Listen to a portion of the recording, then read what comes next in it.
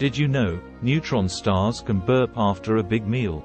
Imagine a superdense star, the crushed core of a massive star that exploded, gobbling up another star or a giant cloud of gas. This feast can overload the neutron star, causing it to rapidly expel some of the material in a powerful burst called an X-ray burster. These X-ray burps release incredible amounts of energy, thousands to millions of times brighter than the sun for a brief period. While we can't hear them directly in space, scientists believe the rapid release of matter creates a sound wave that, if we could hear it, would be a deep, low rumble. Some even compare it to the sound of a giant space frog.